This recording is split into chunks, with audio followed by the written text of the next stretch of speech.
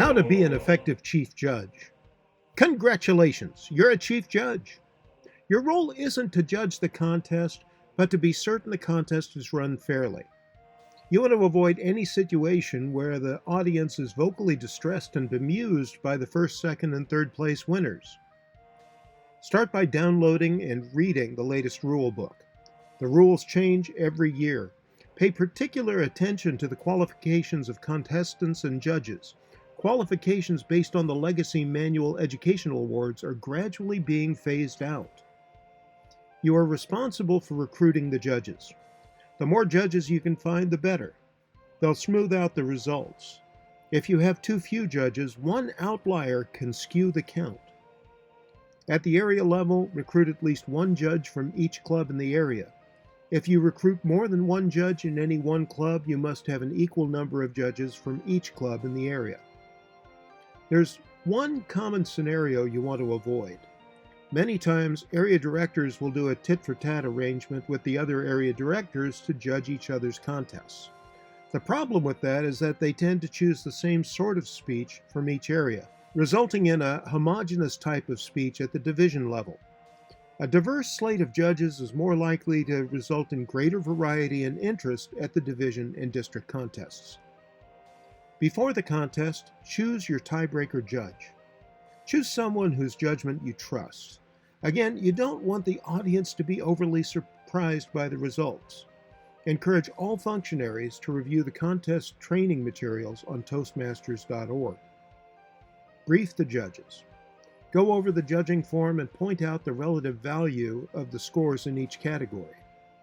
Review the judges' code of ethics and address any questions. Remind them that they should return the result as quickly as possible and not make a big show of calculating their scores. Brief the contest functionaries. Be certain the timer knows that they are to keep the timing signals visible until they change to the next color.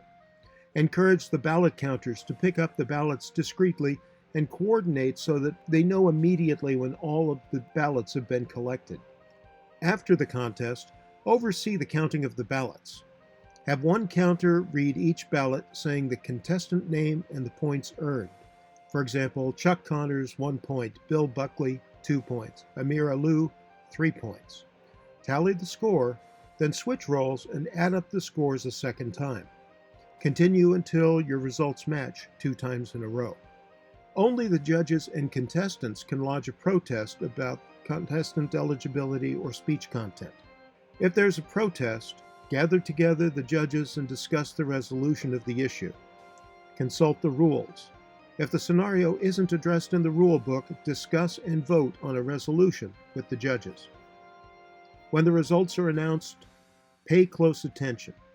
If the winners are announced out of order or someone is announced the winner despite a disqualification, you have to immediately erupt with a correction. Once the winners are announced, the contest should be gaveled closed immediately. Once the gavel is dropped, no changes to the winners and order are allowed. If there was a mistake, tell no one ever. No one needs to know. The results can't change. It will only cause unhappiness for everyone. Your primary mission is to see that the contest is run fairly and smoothly. If you base all of your decisions on that premise, you will be a successful chief judge.